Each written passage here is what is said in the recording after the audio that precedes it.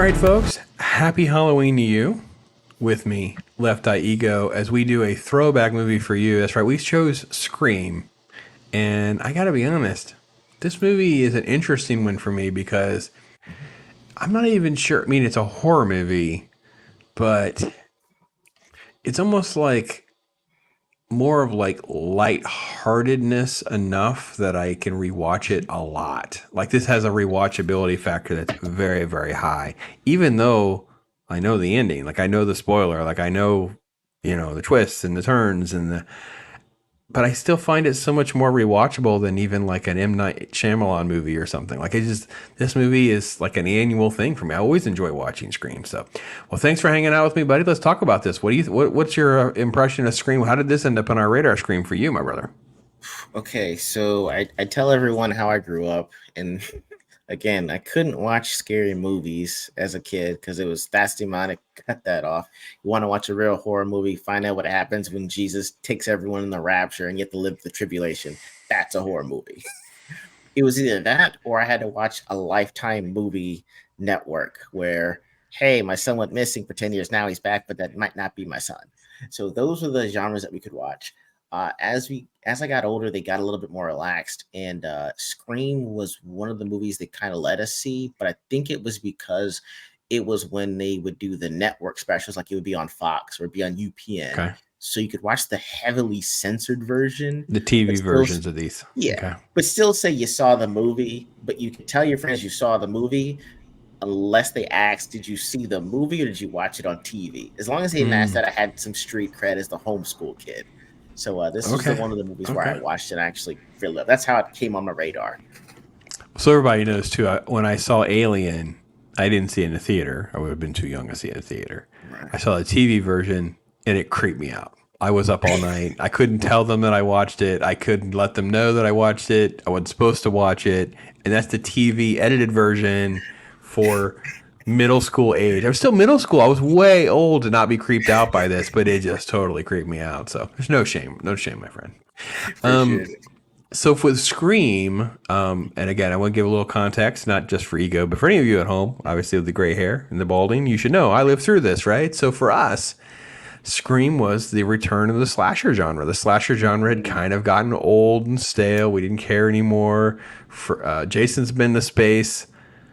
I just, whatever. Like, I'm okay. Kevin Williamson comes along, has Wes Craven involved, and they end up getting enough known actors or actresses. Like, we knew who Drew Barrymore was, and we loved her because she'd been in E.T. and Firestarter and some other stuff, but she wasn't really in anything, right? Courtney Cox was on Friends. She was probably the biggest name, really. Yeah. Rose McGowan was on some other stuff. Skeet had been on some other stuff, but nothing. Nev was kind of a bigger name from her network show. But then they kind of like made fun of the slasher genre with this. I'm like, wait a minute. I'm having so much fun at the cheekiness that's also worked into this film. Right. And the music. The music. Really good music. Perfect. So that's the real life version of what it was like to see it in a theater, going through it in real time and things like that. So yeah, this is a great staple for me. So I didn't realize until we were doing this for this show, this film does not have like a title moment in the beginning. Like it just jumps right into the movie, and it doesn't like. I thought it was after this opening sequence with Drew Barrymore, it goes black and there would be the scream. Yeah. Nope, it doesn't do that. It just goes black and then you're in Woodboro. So this is the opening sequence. So much of this stuff, folks, if you have not seen Scream, I don't understand how that's possible, but if you have not seen Scream, don't watch my video because I want to be able to spoil some stuff. It's extremely rewatchable and fun, and it does deliver on the setups, and it pays off those setups for you. So just enjoy the first one for sure. We can discuss sequels another day. Yes. So yeah, this was the creepy phone call voice.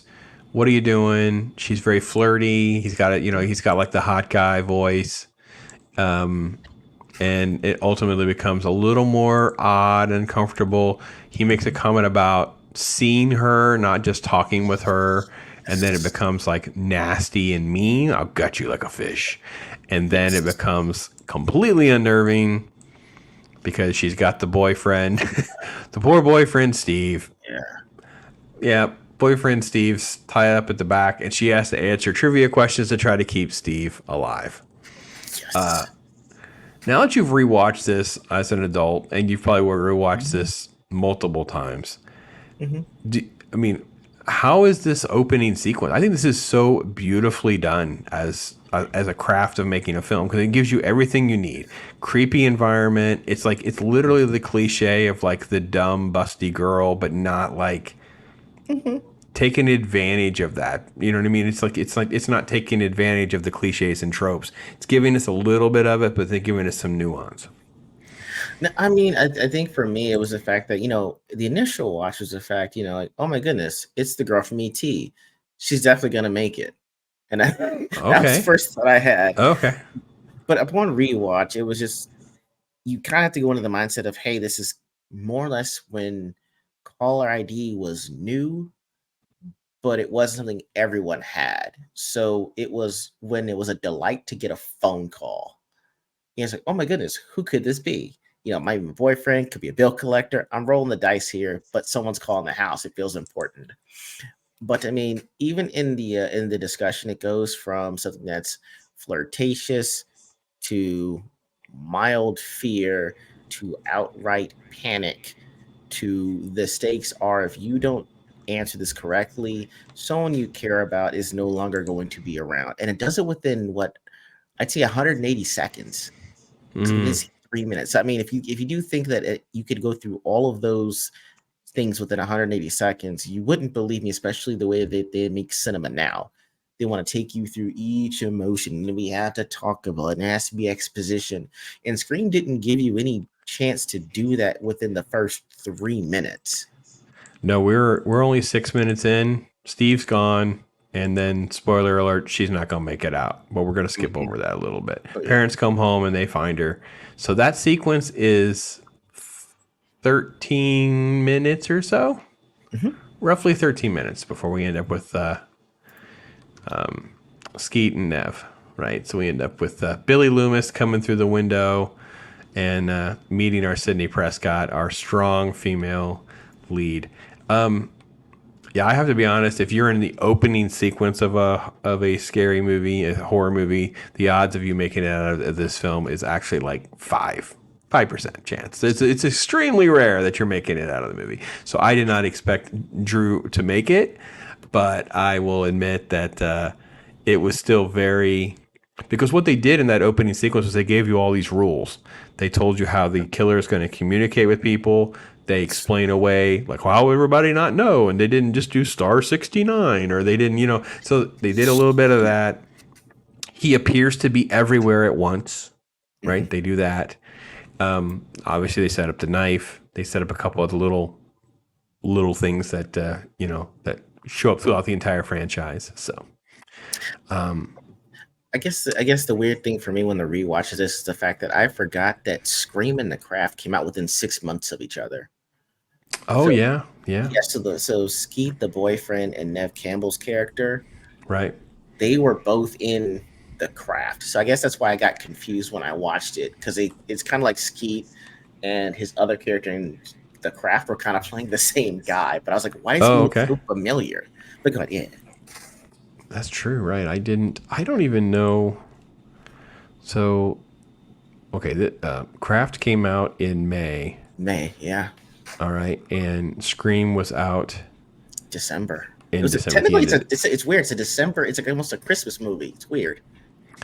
yeah, we didn't really have. How do I explain this? Like we would get Christmas movies at like odd times of the year, and we Yeah. didn't really think of Christmas as a Christmas only movie kind of going experience, and horror movies didn't have to make a ton of money back then to be successful. This movie made $173 million, right? But Yeah. it was made for 15 or less, right? Yes. So the new Scream movie, let me look that up real quick because I want to see Yeah. what the budget is of the new one. Is that Scream 6 now or what? What are Yeah, they up we're on to? 6. Yeah, Okay. 6.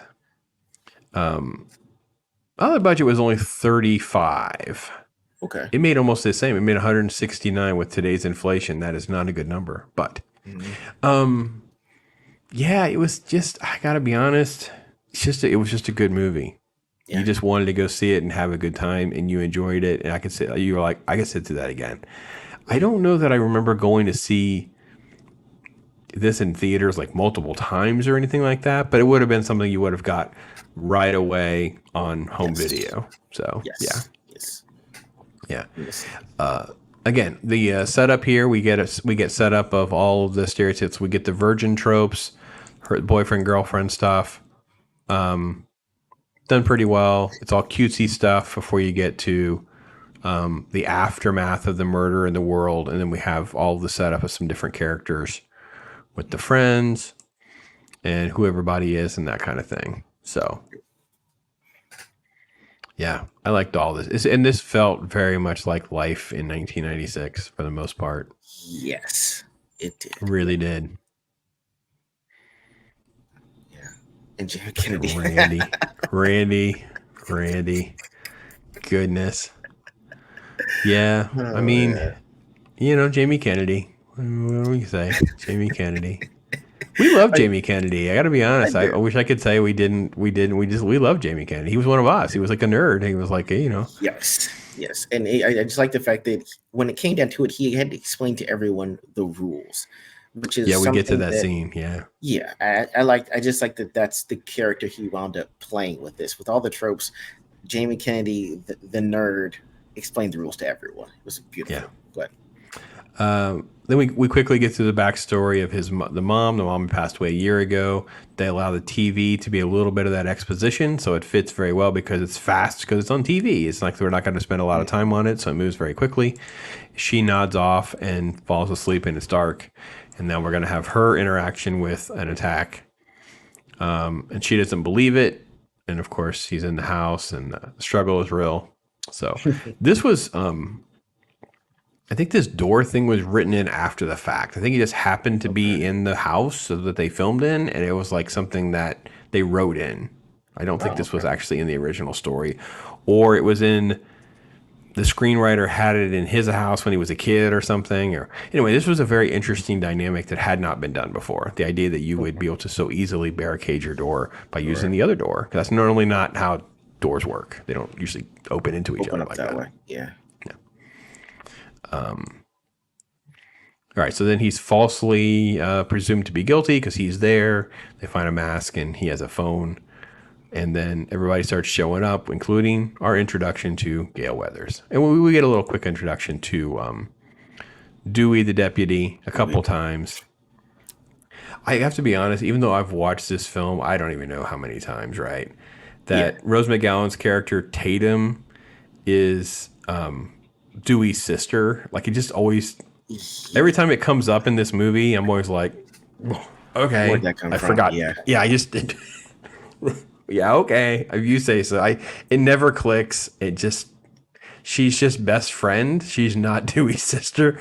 But Yeah. there's in this film, there's tons of lines about she'll be spending the night with us, and dopey boy. Like she's always teasing him like a sister would. But yeah, it doesn't always click. I think they made the small town like really into it. Like everyone knew everyone or was related to somebody. So you're like, okay, I got it. I got it.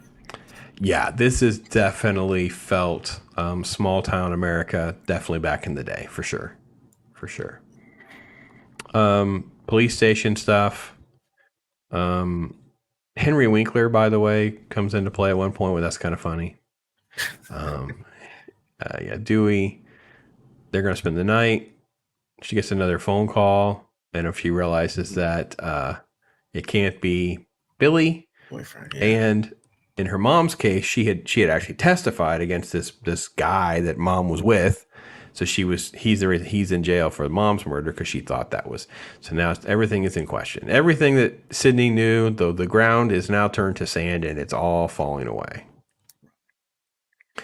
Yeah, I talk a lot about this on Talk Hard and stuff like that, Ego. When you watch a movie like this, doesn't it make you appreciate like set design and the props department and costume department? And I mean, everything about the craft in a film like Scream was taken seriously. Yes, yeah. And I think the fact is that back then they just wanted to show you this is kind of the house everyone would typically have if you were at this point in life. This nothing stands out of the ordinary. Everything is where it's supposed to be. And I think that when they try to show you something new or modern now, they try to show you a life that you would never live Mm-hmm. and try to Mm-hmm. convince them that they live like you. And you're like, well, you're showing me all the things that they have. That is clearly not how any one of us would live. I know there was a movie True. called 8-Bit Christmas that came out a few years ago. It was about a kid's hunt to actually find a Nintendo during the 80s. And so the one kid that has it, he's rich. And so everyone wants to play at his house, but he's always got the stuff. And you're like, I could never have that. He's got it. And this is the way we live. So I think that Scream and The Craft took advantage of showing how everyone lives like this. Everyone's got checks that they're eating for breakfast. You know, there's a spatula, a spoon. Everyone's got that late 80s, early 90s microwave and oven. It's Americana without having to try hard. Yep. You feel like everything works. So yeah. Is that Gail in this sequence? I get confused on which reporter scene is which. Yeah, this is move your fat behind scene. Yeah, someone dressing up trying to spook her at school. Yeah. Tension between her and Billy. There he is. There's the Fonz. So I love the Fonz. The Fonz. And again, this is one of these things too. Again, I watched this movie. I mean, I know I watched it right before the last movie. It's definitely at least a once, if not twice a year kind of thing. And it seems like the Rose McGowan thing I mentioned about being a sister, Henry Winkler being in it, they always seem like they're pleasant surprises to me, even though I know they're there. Like if I had a trivia question, I'd be like, yeah, Henry Winkler's the principal. I would know that, but it's like it seems like when it pops up, it's like, oh, Henry Winkler's here. The Fonz is here. Yeah, I keep on to watch. I was like, oh yeah, Shaggy was in this too. Matthew Lillard. Yeah, look at Shaggy. Like that's like that was the first. That was like one of the first movies I ever saw, and I keep forgetting he's in this too. So then things get a little weird because she's in the school, and they have tensions and how people are talking, and then is this somebody or not, and things like that. Yeah. So yeah, tensions stay crazy. I want to see which scene it is. We get it's not that reporter. There's another reporter we have to try to find. She's a witchy reporter. So, and Rose McGowan, boy, they really go all in on this like stereotype of this girl. That's for sure. So, and then is the principal a baddie, or is he going to be oh no, yeah, dun dun dun. I didn't like that. I don't want to see the Fonz go, but yeah, I knew it does. But, yeah. I like the way they ramped up the stakes with each death.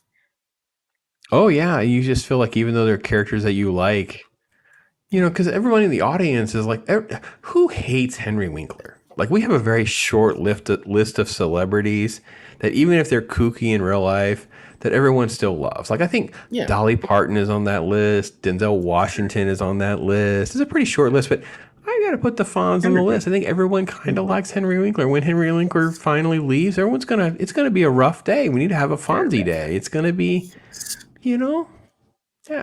If he'd be on the short list of people that you'd want to interview, just to hear him talk, whatever you'd want to talk about, Fonz, just to talk to me. You seem so pleasant. I'll listen to whatever you want. He has been in so many things beyond Happy Days that it would just be fun to try to talk about. I could get an interview if I did like a thing where I'd be like, I want to do an interview and I will purposely not say the word Fonz or Happy Days or mention them. That's going to be the challenge. We're not going to say the F word. Right. And we're going to do an entire, and we'll talk about, Night Shift and having a little bit part in Black Adam or Waterboy or even Cop and a Half, which was filmed here in Central Florida. So, yeah. I love Cop and a Half. Yeah. Wait, he was in Cop and a Half? Who was he? He had a little bit part in Cop and a Half. Yeah. Yeah. Gotta go back and check that out. Okay, cool. Yeah. Yeah. Yeah. I've watched that forever. Holy cow. Yeah. It's got little cameos. Yeah. Hey, the Fonz is everywhere, man. Fonz is everywhere. Oh, he directed Cop and a Half. He wasn't in Cop and a Half, right? I think he was behind the cameras. Yeah. Wow. That's even better. Okay.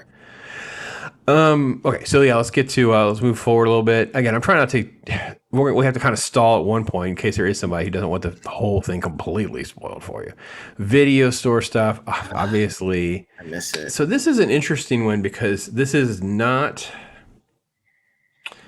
It is a blockbuster, but it's not a blockbuster. Like I feel like this is kind of like they actually changed it. This was in an era where Blockbuster was so big, they probably felt like we can't go all in of it looking like a blockbuster. So they modified it a little bit, but it's clearly a blockbuster and it's just been changed a little bit. But I don't know if y'all have Hollywood Video out there. we I did. thought that's what this was. Yeah. And it might be, I was going to mention Hollywood Video, but Hollywood Video had all these other reds and stuff. Like it was completely, the shelving was different. I don't know if the shelving was that short or not. Yeah, I don't know. Okay. Nerd talk, who's who, weird, uncomfortable moments. Yeah. Curfews in town. Yeah. So we're going to have a party. We're going to get together and have a party. So that's what kids will do. There they are, having a party. Oh, yeah. Really good stuff. Yeah, go down in there by yourself and get your beers. That's such a good way to go. Oh, yeah.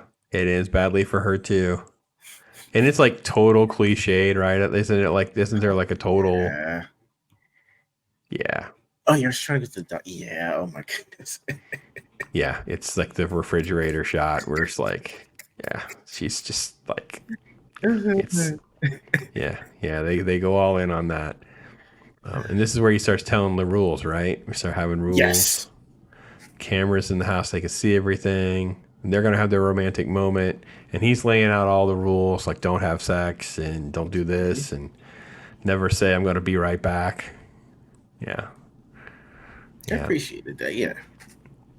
This was so refreshing. This was such a big deal. And this was a tricky scene because I felt like you didn't quite know how to take what they were doing with Gail. So it was good to see that they really wanted this is a really great way to do a character too in some ways. Okay.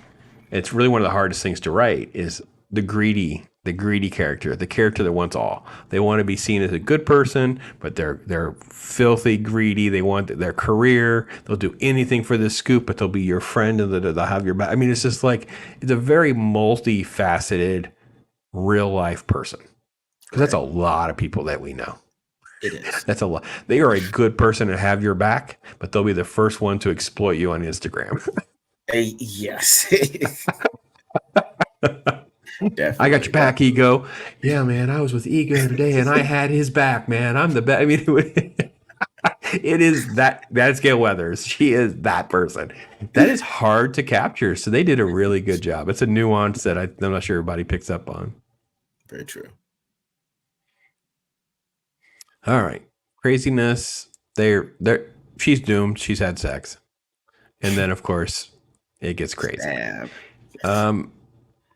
So let's talk about the last act of the film because all heck breaks loose with the fights and who kills who and what's the twist and how everything's going to play out. I wanted to see if they don't show it. So I have to find this picture so I can make sure everybody knows. People at home know that I know. So I've got to make sure that they know. Let's see here. Here we go. Here we go. Perfect. This will work out perfectly. I didn't find the right frame, folks. It's hard when you're trying to dodge copyright rules and things like that. So you kind of have to play the game. I'm well aware that is Linda Blair from Exorcist. Yes, I know. It's noted. Wow. It's duly noticed. Everybody knows I know. Yes, I know. And when you watched it, you were like, look, all right. Yeah, so listen, this was great. That is some really fun fan service when they do stuff like that. Oh, Wes is all about it. Wes was kind of one of us. And I mean that meaning he's like a nerdy film guy too. Like he really was into the craft. He really enjoyed, I think, making stuff for us. I don't think he was ever put off by the fact that he had to always talk about Elm Street or Freddy or he's like some people get like, oh God, I don't want to talk about it anymore. Like I've said, I don't think so. I think Wes always seemed as though he was cool. with everything. And maybe I'm wrong. Yeah, I never met or talked to him, but he always seemed as though he did. So, I just appreciate that. final thoughts on Scream here for a minute. I mean, it just completely changed the genre of slasher films for me, but it's what actually got me into wanting to watch mystery movies in general, like a Okay. good whodunit. Okay. Um, just because especially when you give me the ground rules and say it could be anyone, it's kind of like playing Clue without having to actually have the board game, and it's just figure out if you're right. It's the one thing that absolutely annoys me about my wife Shiro is that we're watching these movies and she can figure out who did it before I did.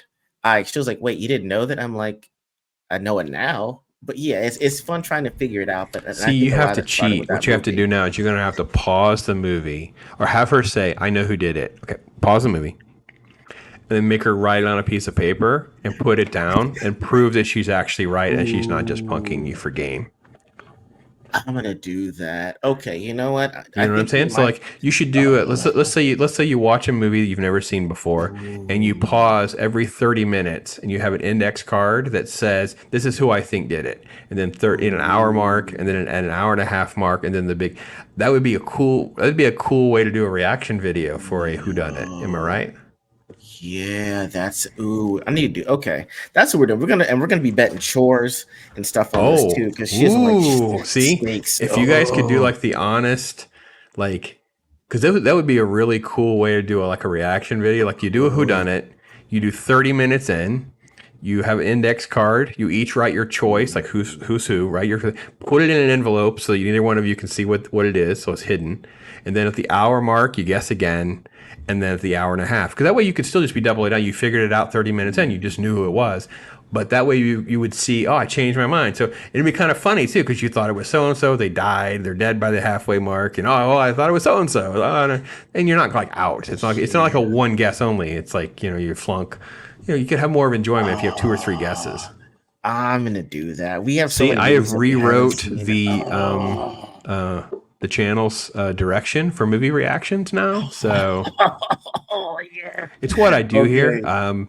So when there's a crawl, I can have like a producer credit of what I've done. So there you That go. is also, I can add that in. Yeah, I'm definitely doing it with her. I don't even believe her half the time. Okay, I'm doing this now. Thank you. If I can get to that point where I can do more like a reaction video like that, because it's hard with the time constraints I have. But if I get to that point, because I've been doing regular videos like this with Vex. You're Uh-huh. familiar with Vex. Vex is amazing. Yeah. Vex Electronic is incredible. Our videos together have been a blast. There will be more clips dropping on Monday. So if you haven't sat through these massively long hour to 2 hour of us conversing, I promise you we will have the clown conversation clipped.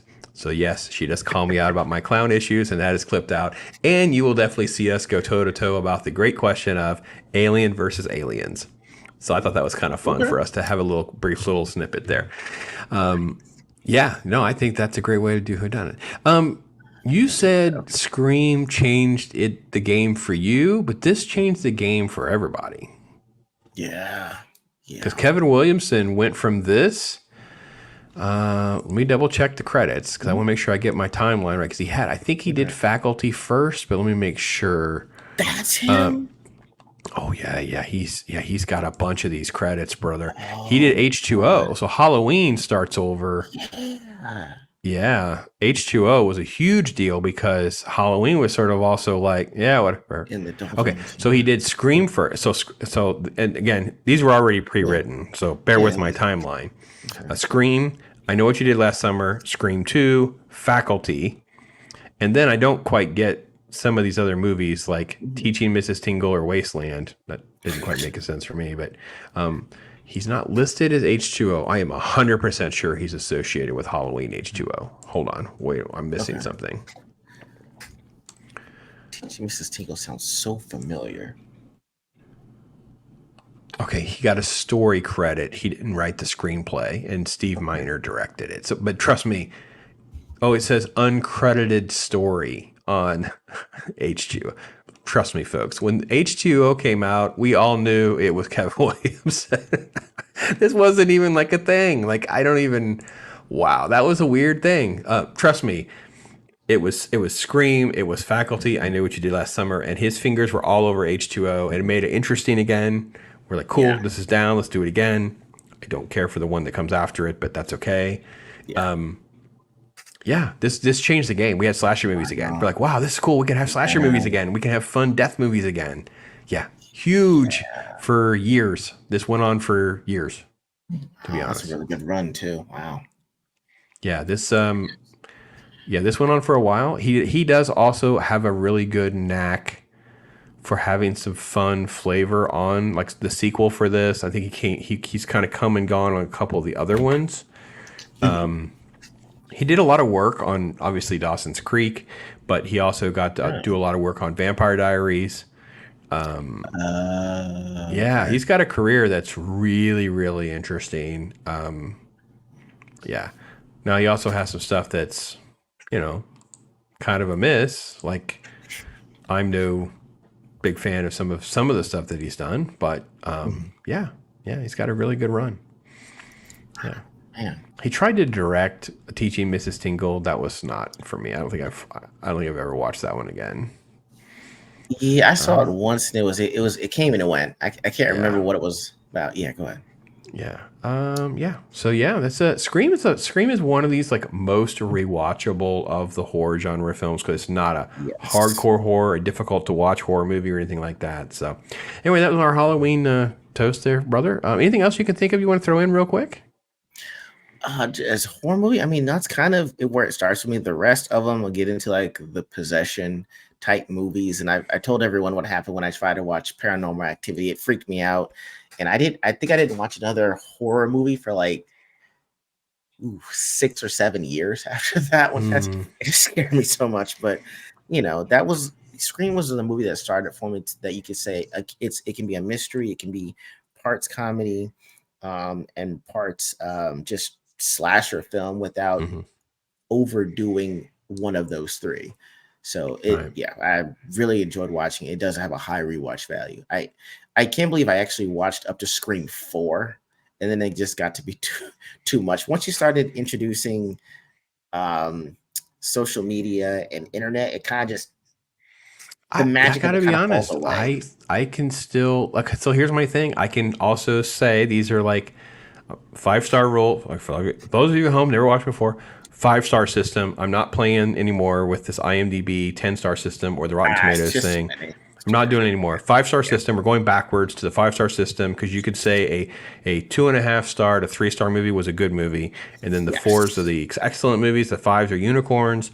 Hmm. That even the Scream sequels that were not very good are Okay. like two-star movies for me, Okay. and they can just be on. I'm not irritated by them, and they're not so bad that they bother me. Like Okay. some of the pieces of all of them have been okay. Like even the social Okay. media ones and the Descendant ones, and I'm like they all have elements that I've enjoyed, and I just feel like Okay. we just needed to kind of like if we could just sand off the edges here and here and here, we could like At bump least this up something. and make it a much better film.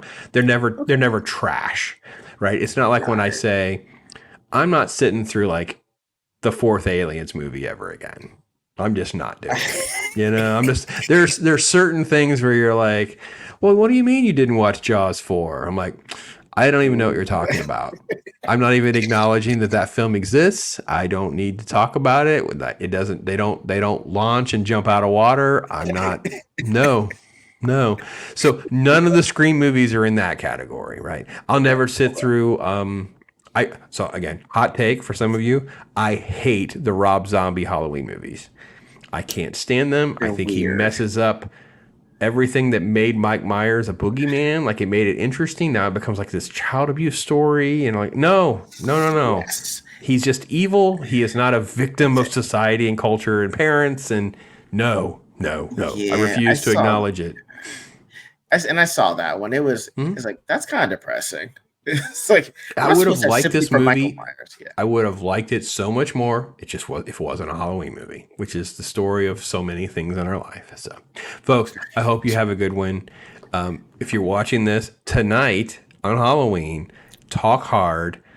Halloween 1978, the OG. That's right, the John Carpenter slasher, the film that made it all happen. To be perfectly honest, It is the gem of gems to me. It's one of my 2 favorite of all time. And yeah, can't wait to talk about that. Check out this description. Make sure you're checking out this guy's work, what he's doing. And you at least got to be subscribed and get your alerts, because you got to know when he and Shiro do their watch video thing that Pop's just produced for them. Like, I've just created a whole new segment for these two. So you've got to at least connect for that. Come on, people. Do your part. Do your part. I expect better of you, Popmatics. All right, folks. Ego, my brother, thanks so much for hanging out with me. Thanks for having me, man. All of you at home, thank you so much for watching, doing this. I love you guys for doing it. It's awesome. Take care, everybody. Till next time, I am Pops.